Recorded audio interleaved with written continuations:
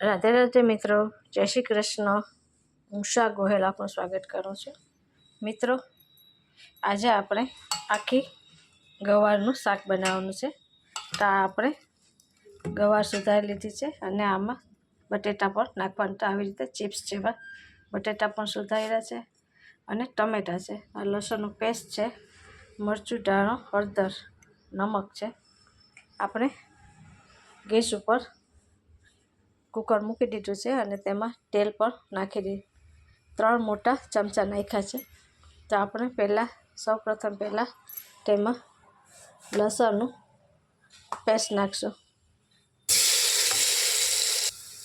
લસણનું paste આપણે નાખી દીધું છે। હવે આપણે 3 ચમચી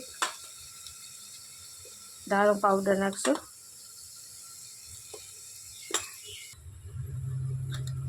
અને 2 ચમચી મરચું પાવડર,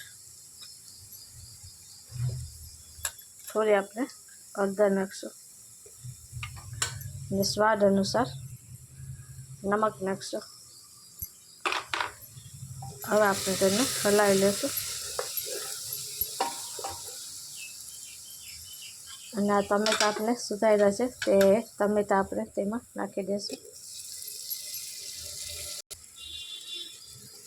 મસાલો સરસ ફ્રાય થઈ ગયો છે।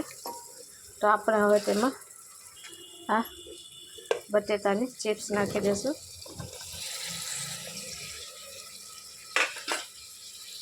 અને તેને પણ ધીમી આંચે આપણે હલાવી લઈશું।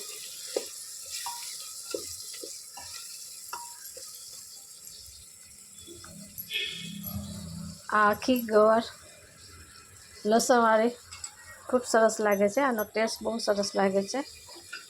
તમે પણ એક વખત ટ્રાય કરજો। આ બધી ગુવાર આપણે તેમાં નાખી દઈશું અને તેને પણ ધીમી આંચે હલાવી લેશું।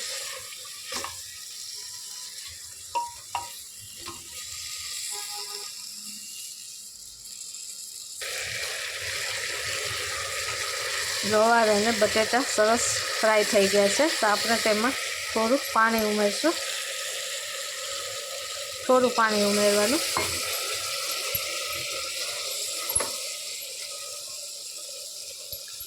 અને આપણે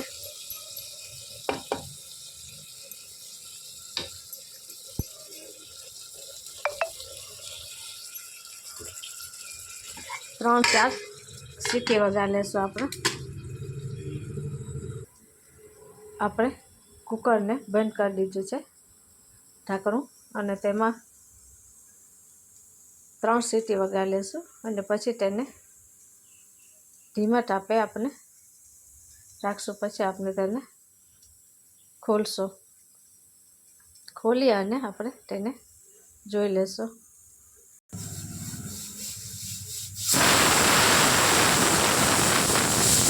આપણે સીટી વાગી ગઈ છે, તો પછી આપણે તેને 3 સીટી વાગશે પછી આપણે તેને ધીમો કરી દઈશું ગેસ અને પછી આપણે ખોલીને જોઈ લેશું।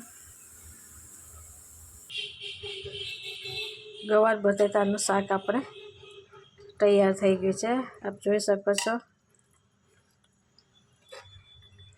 બટેટા પણ ગળી ગયા છે અને ગવાર પણ સરસ પાકી ગઈ છે। આનો સ્વાદ એકદમ સરસ લાગે છે, આપ જોઈ શકો છો। તમે પણ એક વખત જરૂર ટ્રાય કરજો।